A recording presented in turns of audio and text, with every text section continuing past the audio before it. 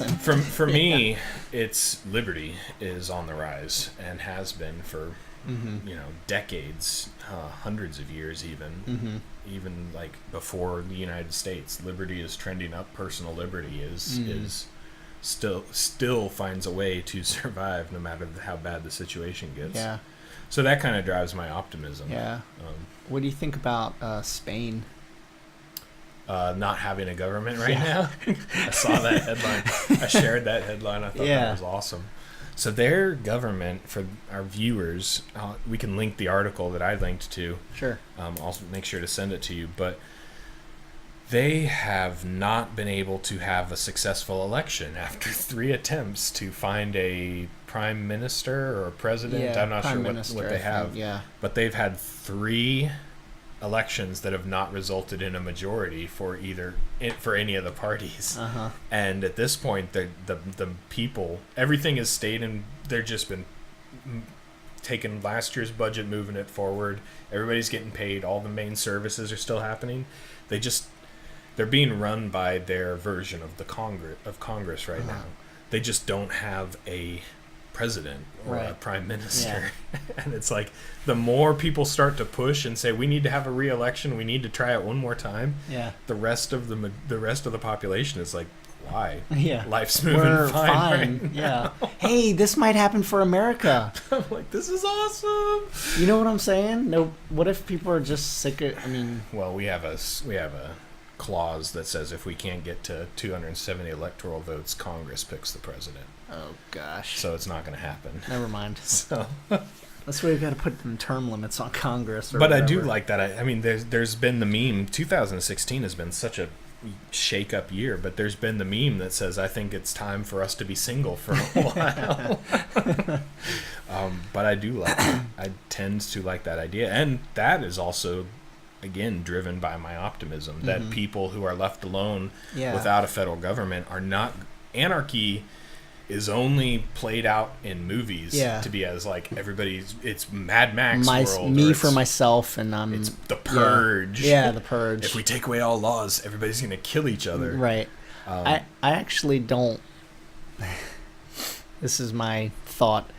This is going to be a political episode, just so you guys know. It's been 101. We're due for one with opinions. I don't think that God even intended for government or a president or any of that kind of power, because if the law is on our hearts, we already know how to treat you already know how to treat people. You don't need somebody in power telling you what to do. You look at even Samuel and the Jews were like, we need a king, and they got their king, but he was a bipolar king. They got Saul, and he was not good. He was like, God's like, this is why I told you guys, you don't need this. You have my law on your hearts and minds. You know how to live. Yeah, he was like, I'm supposed to be your king. Yes. Why do you want a king that you can't see? Yeah. For me, it's the exact reason, how do I want to put this? The exact reason why we should not have an all-powerful government is because men are evil. And evil people trend towards power. Yeah. And so a lot of people say we need a government because people are evil and they'll assault me if we don't have one. And I'm like, well, what happens when those people who will assault you are now in government and have that power? Yeah. And that for me is the driving one. We are sinful from birth and absolutely should be careful about giving anyone power over somebody else because sinful people find a way to take that power and abuse it. Right. So that's my approach on it. But again, driven by optimism. I think that left alone or left with a limited government, now it hasn't always been the case, and there is a role for government, I think. The role of government is to keep people from harming other people. Yeah. I think they do a great job of delivering our mail and telling us not to eat poison. I think that is great. Keep that up, They don't do that great of a job delivering our mail. UPS and FedEx do just as well of a job. It's actually illegal to put a flyer with no postage in somebody's mailbox because that's the government. It's illegal to touch somebody else's mailbox because it's not their mailbox. Right. It's the government's mailbox on their property. Yeah. We don't want people taking our government jobs. That's mail fraud. That's why FedEx and UPS have to leave it on your front door. They can't put it in the box that's on your property. Right. So, yeah. I don't know where I was going with that. Yeah, so liberty is... So even within... I am a libertarian, but even within there are people who don't put much faith in monetary system. And so that I run counter to like Ron Paul, for example, who would never suggest people invest into the stock market. He loves gold, and that's his thing. Yeah. The dollar is inflated by the Federal Reserve and all that kind of stuff. But where am I going with this? But I'm not about to cash out all my cash and buy gold. And bullets and stuff like that. Yeah. Because I believe that while it is flawed, I believe that currency as it exists today is a lot more safer and has a lot more other things that can impact it than gold does. Yeah. So that drives my investment decisions. And I believe that the stock market will be there 100 years from now in some form. Yeah. I believe that we will have some form of digital currency. Yeah. I like Bitcoin. I think that someday governmental currencies could be replaced by Bitcoin-type currencies. But I'm not dumping all my money out of dollars and putting it in Bitcoin either. Yeah. So I look at the future and I decide which ones are the most likely, and then I invest and plan accordingly. So could I get killed by a truck tomorrow? Yeah. Yes. But the more probable reality is that I've got another 60 years ahead of me, and I need to plan for those 60 years. Yeah. I mean, because you can kill yourself with the what if game. That'll just kill you. I mean, so the most probable reality is the world is not going to end in 2 weeks when we nominate a president. We will have a 2020 election. We will have some form of U.S. government or U.S. nationality for 60 years of my life. Yeah. So, because even if things get bad, I think people will call it out and will tend to correct it. Yeah. So. Well, that's awesome. Yeah, because I can get depressed and pessimistic a lot of times. It's very easy. And Janie loves the news. I'm like, why? Why would you wake up? I don't know if I would be an optimist if I had the news. She just enjoys seeing the weather and, because it's always bad news. That's what I don't get, but. Yeah, you need to get bad news from multiple sources to find out that they all cancel each other out. Right. So yeah, because what's good news on one news channel is bad news on another, and if you watch them all, you just be like, oh, it's all right. Yeah.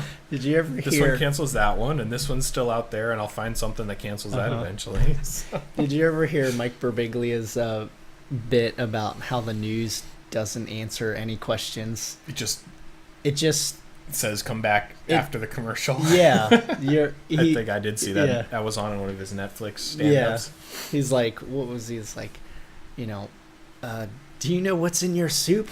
Oh man, I thought broth, but maybe I should stay and watch this. And then it comes on, da-da-dun, it's broth. He's like, oh wow, thank God. Do you know what's in your broth? Come on, you guys aren't answering any of my questions. And it's just, they don't separate story. There's no, it's all lead to get you to come back and again. And there's no kind of like an episode of The Walking Dead. Oh. Yeah. So my favorite website, or my favorite Facebook page right now is Stop Clickbait. Oh, okay. Because it does exactly the opposite of that. So Stop Clickbait I think it's brand new. It's like a Facebook page that's been around for a couple months. It already has hundreds of thousands of followers. Yeah. And they've set up a site where you can submit any link that you see, and their people will go and click through and read and find out everything, and then repost it to Facebook with like a sentence or one word or something like that.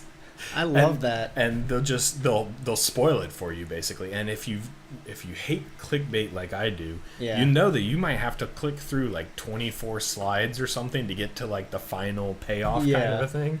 And it's so annoying. It's like, you'll never believe what happened next. Yeah. And it's like, and so it posts on Facebook and says, he didn't. Hashtag stop clickbait. That's awesome. Or something like that. I'm slowly learning about like SEO and YouTube and how YouTube I'm like learning that stuff. It's killing me, but it's like I have to title certain things a certain way because don't play their game, Charlie. I know, but how? I know, do you fight it? That's you gotta exactly fight why fire with fire. I gave up on marketing in my own business when I got to that point. They're like, you need to, every blog post needs to be 7 something to something to something to improve your life or something like that.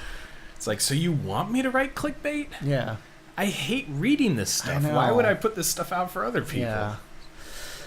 So don't do it, Charlie. I will call you out. Okay. I'll submit your YouTube videos to stop clickbait. What I thought about realism and I guess optimism and pessimism is expectations too.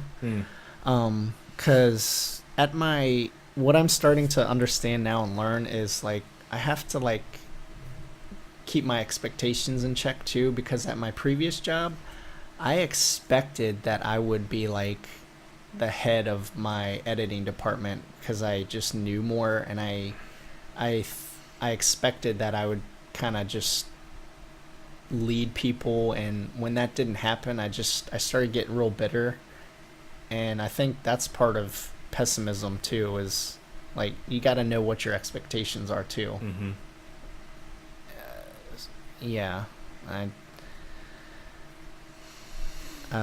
What else? Because my expectations were wrong, you know what I mean?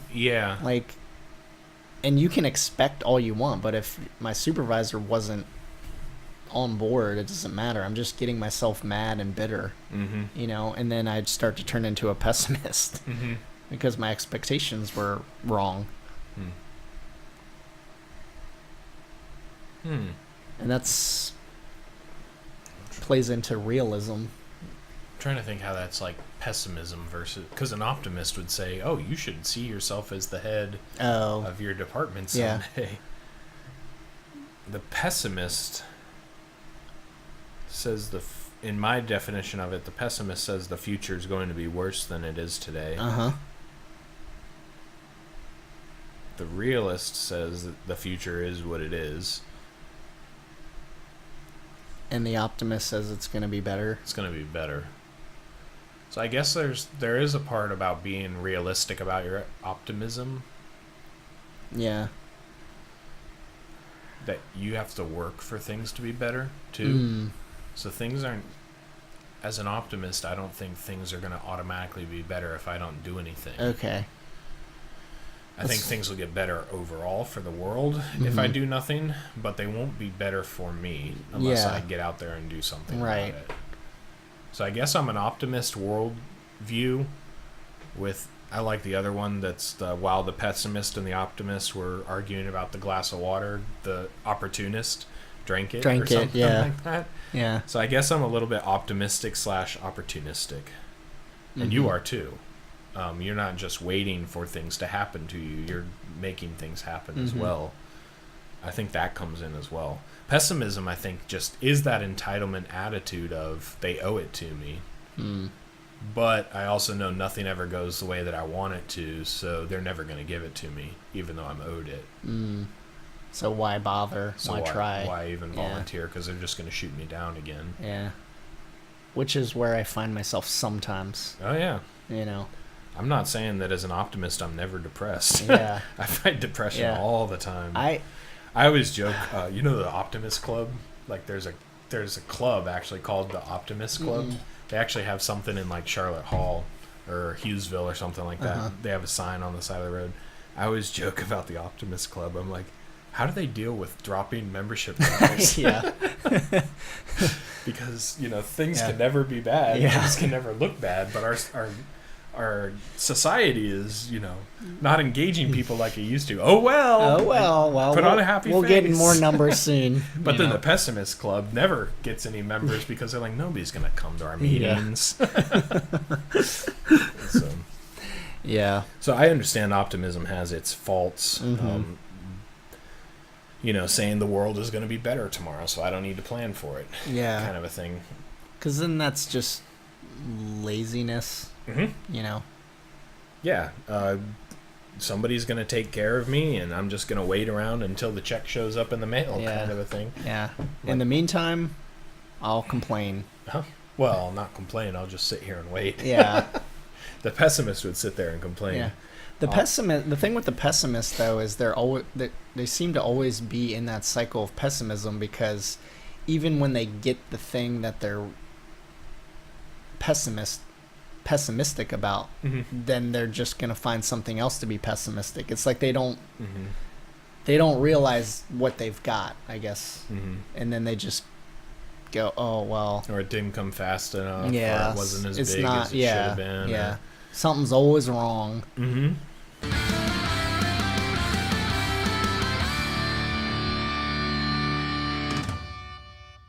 Hadoken!